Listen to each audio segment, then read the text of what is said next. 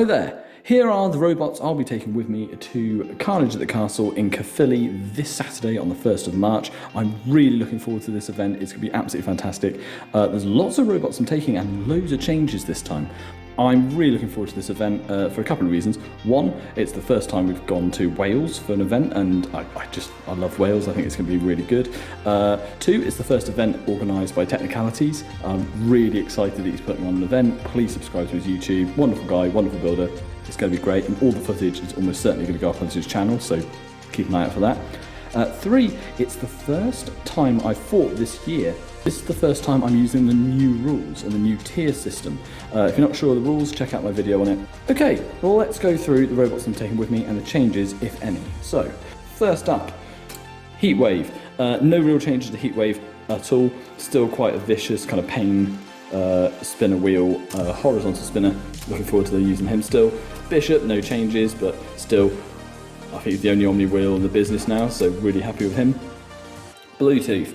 Bluetooth has had quite a few changes after he got absolutely pulled apart at the Bristol Brick Show in November, courtesy of Trevor.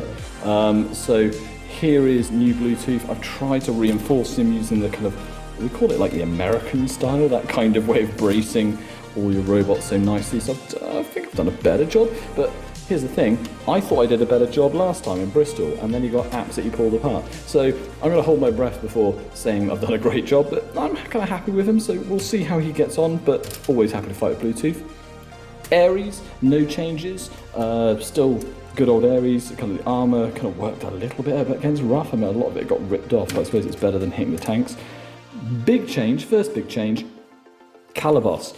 I'm kind of not sure what to do with Calabos. He did a couple of good things. I mean, I still love that fight against Monsoon. It's one of my favourite fights I've ever done.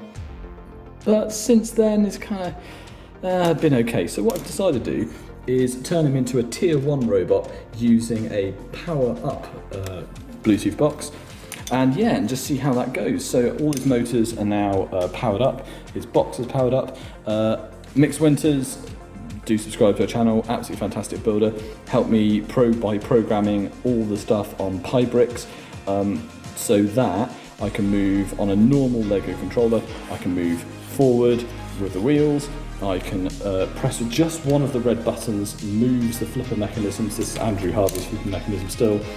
One button moves the switches one way, one moves the switch the other way. Absolutely fantastic. But my favourite thing about it is if I press the power button on the Lego remote, it starts the pumps. If I press the power button again, it stops the pumps. And that's made pumping so much easier. I don't have to concentrate on it. Because with Ares, using the Molkin controller, I have to always keep it like a thumb down to keep pumping. Although I don't mind, because I love Ares. Reno, no changes, although he got absolutely pulled apart by Vegas and the Bristol Brick Show. I suffered some heavy losses in the Bristol Brick Show. But Reno, still looking pretty good, still happy with him. I'm all up for the all-important decider third fight against Technicalities Vegas. I mean, what can I say? What a saga. That first fight in Steam, absolutely exceptional. Hats off, totally Reno. Second fights in Bristol Brick Show in November, absolutely destroyed by Technicalities in Vegas. So this is the decider. Next, we've got Cold Snap. Big change to Cold Snap. So smaller change to blue one, I presume cold. So because the rule changes allow cluster robots to have slightly more weight, I've decided to kind of branch out, make this wheelbase a bit wider, but also to secure these using axles with stoppers and then gear it. So it's a little bit kind of easier to control because it's wider. It's easier to stop people hitting your wheels because you can kind of rotate around and keep your wheels out of the fight. But also the wheels are slightly held on better, so they're kind of a bit tougher. So I'm quite happy with this guy. Everything else about him works exactly the same. Self-right is the same, wheels the same. But Snap, the red one, that used to be identical, I've kind of made him into a vertical spinner now, and I am so chuffed with how this came out. This is so compact. I mean, the motor's a bit exposed, and the wire's a bit exposed, but yeah, you can't have it all. But I am so chuffed. He's so tiny, he's got the little forks at the front, he can self-right himself just by driving around on his wheel and then just flump himself over like that, which is wonderful. It spins up really nicely. I'm really excited about this guy. So the way it's going to go is, if they Both do great, keep it the same, because I quite like having a horizontal and a vertical pair. If the red one does well and the blue one does rubbish, then they'll both become verticals, or vice versa, they might both become horizontals if this one does badly. But really interested to see how Codsnap get on. Cadwallader flying the Welsh flag, because this is our first event in Wales, and Cadwallader was named after the first king to use a red dragon on his shield. Cadwallader stayed pretty much the same. I might keep the flag, it does look cool, but the only real change I've made to him is putting that vaporizer, so I'll have like the water, the steam coming out of his mouth, so that he can look like he's breathing fire. Just, oh my goodness, so much fun. Big change. Ice climbers, same as Codsnap, that extra kind of weight allowance allowed me to like rearrange them slightly. And my first idea when I first designed the ice climbers was I wanted them to have that kind of hood-shaped head and then a flat body, but I kind of never could get it working. But this gave me permission, this new rule set, to just kind of totally strip them down and start again. I am so happy with how they're looking now. So Nana and Popo both got that lovely hood shape, and just, I think they're looking fantastic. So I'm going to bring these to let children control, but also adults will probably control them as well. But then I've got my kind of fleet of robots for members of the public to control.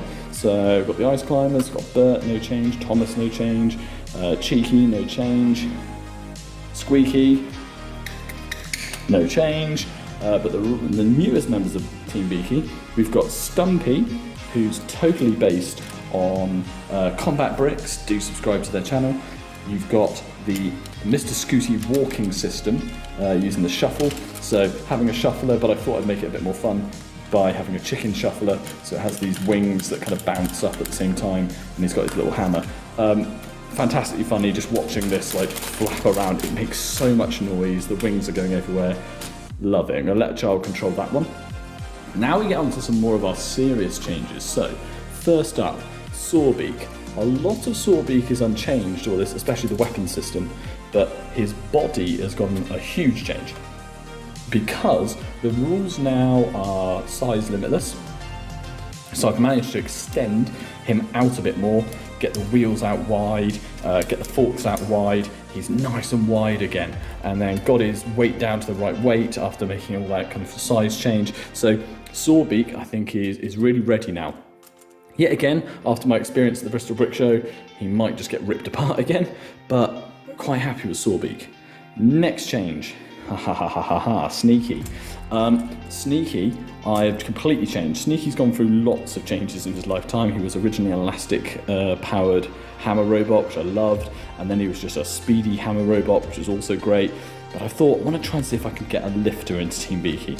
So he is now a lifter using Harry's wonderful lifter system. So it's got a geared bit in the middle, and then it's got kind of like a levered section in the middle with like a sort of gear that rotates around. But the idea is the arm goes down, face goes up, and then just lifts you up out of the air. This is kind of like Harry's Tempest design. It's very kind of him to let me use it. So I'm really excited to see what Sneaky's going to be up to this time. Little chin, look at the little chin. Also, Tier 2, which makes him, I reckon, a fairly competitive Tier 2 robot. Okay, big guns. Here we are. If you haven't subscribed to Outwork Robotics yet, used to be Lego Goated, you need to subscribe right now. Not now, because watch this video, but when you finish watching this video, subscribe to him, because Nick Cohen is driving the whole meta at the moment in the Lego fighting scene. His designs are incredible. This is the design of Pappy. This is why I've called him Peaky. So I bought the Pappy design, so I'll put the link on the description of the video. But I am so happy with this. I've had to change it because I'm using a single Mold King box. I've had to change it to large motors at the back. But apart from that, it should work quite nicely. He has been working okay. It's a completely different style of building. I've learned so much from those instructions. So really happy with this. Having a grabbing and lifter robot in Team Beaky again. Having 2 grabber and lifters now. Really happy about this.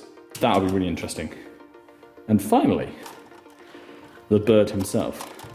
Beaky, after getting really hurt by Black Death and clearly on Black Death's radar, I've had a big rebuild of Beaky. So you've got more reinforced armour, so he's much more armoured at the front now and at the sides, so the chances of a spinner being able to get to those motors is far slimmer. Biggest change though He's now using 2 buggy motors for drive, so he is a speedy bird.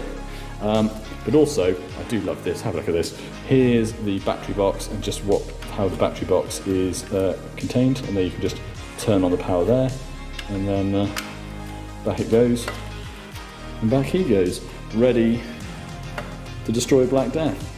So, those are the robots I'll be taking with me to Carnage in the Castle. Please do come along if you can. I think it's a really excellent event.